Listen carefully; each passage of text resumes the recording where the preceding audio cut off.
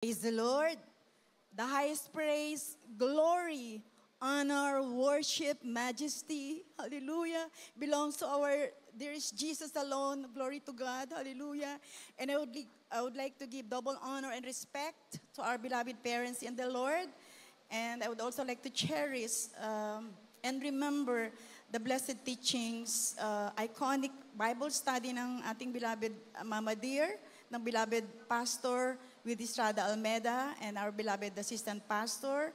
And also warm afternoon, warm greetings to the beloved Almeda family, headed by our beloved P and beloved Minister June, and their beloved siblings and respective families.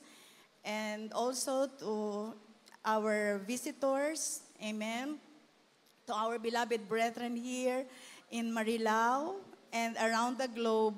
Praise the Lord. Hallelujah.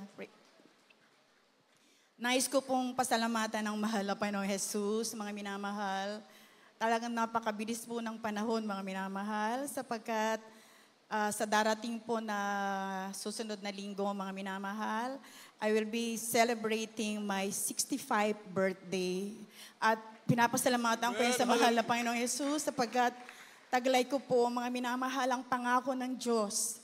Threefold blessings, pagpapala sa pinansyal, material, physical, at higit sa lahat sa pagpapalang spiritual. Amen. Mga minamahal, alam niyo po sa last February, 34 years na rin po kami na naglilingkod sa mahal na Panginoong Jesus. Hindi man po karapat-dapat, kinahabagan po kami ng mahal na Panginoong Jesus. Alam niyo mga minamahal, alam po natin ang ating Diyos na pinaglilingkuran sa ministeryong ito ay nagpapagaling. Doon ko na-realize mga minamahal, bagamat matagal na tayo sa mahal na Panginoong Jesus, may mga karamdaman na dumarating sa atin mga minamahal. Last pandemic mga minamahal, meron po tayong kapatiran, sister mga minamahal, na nagmasad sa akin mga minamahal at sinabi niya, "Sister, meron kang parang bukol sa likod." So mga minamahal, bagamat kinabahan ako pero sabi ko, ang mahal na Panginoon ang magpapagaling niyan. So every time, 4 years mga minamahal, it took more than 4 years, almost 5 years. Lagi ko yan mga minamahal, kinakast out sa unang dalangin ng mahal na pastor, bukol, matunaw ka sa pangalan ni Jesus.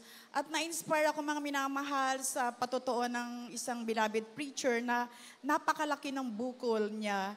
Yun po ay tinunaw din ng mahal na Panginoong Jesus. Amen. Hallelujah. At mga minamahal, last June, mga minamahal, last month, mga minamahal, mahal na Panginoon, tinunaw mo na po ba yung bukol ko? Parang nakikipag-usap tayo na parang bata, mga minamahal. Alam niyo mga minamahal, pagkapako, dito po yung sa bandang kanan ng aking waist, sa likod mga minamahal. Totally mga minamahal, wala na po yung bukol na yung pinagaling ng mahal na Panginoon Jesus. Amen. Hallelujah. Glory to God. And doon ko nang nare-realize mga minamahal, nga pala, meron akong health card, ba't hindi ako nagpa-check up? Salamat sa mahal na Panginoong Jesus because alam natin, how can we please God pag wala tayong pananampalataya? Kaya mga minamahal, pinanghawakan ko po talaga mga minamahal ang mga turo ng ating beloved parents in the Lord. Hallelujah. At yan ay totoong pinapasalamatan ko. At ganun din mga minamahal, bagamat alam po natin na lahat tayo pinagpala dito sa iba-ibang kaparaanan, in different forms, mga minamahal. Ngunit maraming salamat. Ngunit maraming salamat na mahal na Panginoon na ang mga pagpapalang aming natanggap, lagi po ako nire-remind ng mahal na Panginoong Jesus na do not set your affections on things below, but on things above. Alam niyo mga minamahal, since nga po senior na ako, I decided na magpa-build ng retirement house ko mga minamahal sa bandang Rizal. And it took 2 years mga minamahal na construct yun. Grabe mga minamahal magpalang, mahal na Panginoon, kasi alam naman po natin sa mga contractor, yung mga nagpapagawa ng bahay, na nasa finishing stage, mas magasto. So, every time mga minamahal, kailangan ng 3 million, kailangan ng ganitong hindi ordinary, hindi bihira, hindi birong amount, mga minamahal. Alam niyo po, nakikipag-usap ako sa mahal na Panginoong Jesus.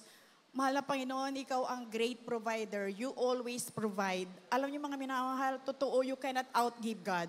When you give 1,000, the Lord will give 100,000. If you give 100,000, the Lord will give you millions. Alam niyo minamahal, pinanghawakan ko po yun. Kaya umabot po almost double amount, mga minamahal, yung construction ng bahay. Pero talagang, alam niyo mga minamahal, na-amaze ako sa mahal na Panginoon Jesus na paano siya nag-provide ng ganun napakalaking amount talaga, mga minamahal. Hallelujah. Kaya sabi ko nga, napakapalad natin, mga minamahal. Alam niyo po na ang ating beloved parents in the Lord, kapag po pinagbulay-bulayan ko, na yung kanilang mga turo, mga minamahal, totoong until now nangyayari sa atin. Kasi po nung baguhan ako, mga minamahal, galing po ako sa isang Pentecostal congregation and I was in my, I think, late 20s when I was saved here. Ang ginagawa, mga minamahal, ng mga dati ko pong kasamahan, pinupuntahan ako sa Amoranto, pina-follow up po nila ako at kung ano-ano po yung sinasabi about the church. So pupunta po sila ng bahay. Para it-turn out, mga minamahal, sila po ay parang yung mga patotoo po na sinasabi ko naging pagpapala sa kanilang mga minamahal sapagkat sinasabi ko dito sa Jesus Miracle Crusade, nagpapagaling, nagbabago ng buhay. Naririnig ko yung mga patotoo na bulag, nakakakita. Na-amaze sila, mga minamahal, pero sinasabi nila, hindi, kailangan pa rin ng doktor. Siguro sa inyo, pero sa amin na naturuan na may pananampalataya, hindi na namin kailangan ng doktor. Alam niyo, mga minamahal din, ang beloved parents in the Lord, siguro mga last May, narinig po yung patotoo ng ating Bible study ng ating beloved Mama Dear, na sabi niya, alam niyo mga minamahal, kami po ng inyong mahal na pastor, hindi kami mahilig pumunta sa mga bahay ng mga kapatiran sapagkat sila pa ay mag-aabala maghanda, abala pa sila na kung anumang preparation. Naalala ko, mga minamahal, nung baguhan lang po ako, na naginip ako, dahil bilang baguhan, mga minamahal, nangangailangan ka rin ng comfort, mga minamahal, sapagkat na-save po kami dito sa gawain ng Jesus Miracle Crusade, lalo na po ako, not because of sakit, not because of family problem, but because of spiritual dryness. So, kailangan ko pong ma-revive, mga minamahal, kailangan naming ma-revive. Ang mahal na pastor, mga minamahal, at ang beloved Mama Dear, pumunta sa bahay namin. Nakaupo sila kasama ng ibang worker, mga minamahal. Nagtataka ako, mga minamahal, hindi po sila nagsasalita. Pero yung isip po namin, naiintindihan ko kung ano yung gusto niyang sabihin. Sabi ko, bakit kaya ayaw kumain ng ating beloved parents in the Lord? Parang nagtatampo po ako dun sa panaginip kong yun. Pero nung sa nagpatuloy ako, mga minamahal, hanggang sa ngayon, doon ko na-realize na kung ano yung sinasabi ng beloved parents in the Lord, na hindi kami magpapa-asikaso sa mga kapatiran. Nangyari yun sa panaginip, mga minamahal. Ako rin po, mga minamahal, bukod doon, inisip ko na kahit sa home visitation, ang beloved parents in the Lord, sila rin po palagi, mga minamahal, ay nakaayuno. Kaya yun po ang nagbigay sa akin ng encouragement na totoo talaga ang ating beloved parents in the That's Lord, right. mga minamahal. Hallelujah. At nung paalis na sila, mga minamahal, nasa second floor kami, paglabas po, mga minamahal, biglang nawala po ang ating beloved parents in the Lord. At pagtingin ko po sa langit, nakasuspend po yung dalawa, mga minamahal. Kaya sabi ko, totoo talaga sila, mga minamahal. Napakapalad natin. Bagamat pinagpapala tayo ng pinansyal, ng material, kagalingan ng mga karamdaman. Ngunit ang sabi nga po ng beloved pastor, ating i-desire na ang ating mga pangalan ay hindi mabura sa aklat ng buhay. Kaya mga minamahal, sa spiritual din po, hindi man po karapat-dapat, napatotoo ko na po ito, just last month, mga minamahal, nagkaroon po ulit kami ng bautismo sa Manila City Jail. Despite na napaka-strict ng protocols nila, mga minamahal, pero ang sabi nga ng beloved Minister Pods, ate, sila ba ay nabautismuhan? Kasi kahit po pinalaya kung hindi nabautismuhan, sabi niya ganun, hindi rin complete. Pero kahabagan ng mahal na Panginoon Jesus, na yun po mga nakalaya na ay nabautismohan na po sa pangalan Praise ni the Lord. Jesus. Sa unang Hallelujah. dalangin ng mga pastor. And ganon din mga minamahal, this coming July, next week, a day before my birthday, mga minamahal, magse-celebrate na rin po ng 1-year Bible study anniversary sa Camp Karingal, Female Dormitory. And praying kami mga minamahal na magkaroon po ng bautismo sapagkat iba rin po ang protocol sa Camp Karingal. Despite may mga letters na po kaming na-forward. Pero nananampalataya ako, mahal na Panginoon, birthday gift mo na po sa akin na magkaroon ng bautismo sa Camp Karingal. Kasi mga minamahal, naalala ko po, ang beloved pastor, meron po kami naging bunga sa Manila City Jail. Nung nilapit ko po yun sa mahal na pastor para panalanginan, umiyak po ang mahal na pastor kasi kinikwento ko po yung background ng kapatiran na yon. And glory to God mga minamahal, naalala ko ang sabi nga ng beloved pastor, willing siyang magbigay ng 1 million para lang sa isang kaluluwa. Kaya ganon din mga minamahal talaga ang desire namin ng mga volunteer group na patuloy na magkaroon ng Bible study at bautismo. At ang pagkakaiba lang natin mga minamahal, lagi talagang special ang gawain ng Jesus Miracle Crusade. 1 year pa lang, mag-1 year pa lang tayo. Tayo lang puro na may face-to-face na Bible study. The rest of service provider, mga minamahal, face-to-face sila, mga minamahal.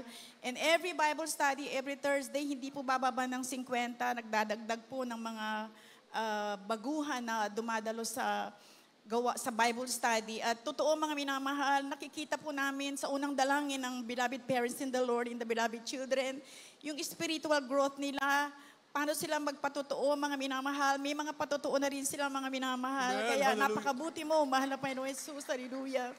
At ganon din mga minamahal, nais ko rin pong pasalamatan ng mahal na Panginoon Jesus.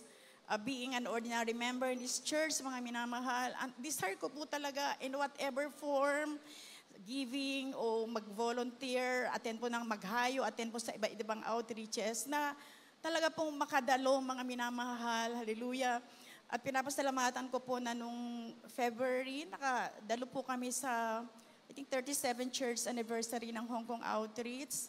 At glory to God mga minamahal, sabi ko nga, kahit saang outreach ka, iisa talaga ang ating Diyos, ang pagkilos ng mahal na Panginoon Glory Jesus. to God. Hallelujah. Isa, andun ang presensya ng mahal na Panginoon Jesus na yun ang hindi natin mababayaran mga minamahal. Ay napakabuti mo, mahal na Panginoon. At isa na lang mga minamahal, nais ko rin pong pasalamatan ng mahal na Panginoong Jesus na sa aming negosyo, mga minamahal, na pinagkaloob ng mahal na Panginoong Jesus, na yung industry po talaga namin because of sa tariff and everything, talagang mahina po yung business sa industry namin. Karamihan ng mga co-suppliers namin nagko-complain. Pero mga minamahal, alam niyo po, ang anak ng Diyos, ang mahal na Panginoon, hindi nagkukulang, mga minamahal. Yes, hallelujah. Sabi ko nga po doon sa mga previous company ko, panay mga company car, pero sa amin pong company, kami po yung nagbibigay ng mga brand new na sasakyan na gagamitin nila sa kanilang trabaho. At yan ay pagpapala talaga ng mahal na Panginoon Jesus. Hallelujah. Kaya ang pinakamataas na papuri, luwalhati, walang hanggang pagsamba at pasasalamat ay tanging sa mahal na Panginoon Jesus po lamang. Amen. Praise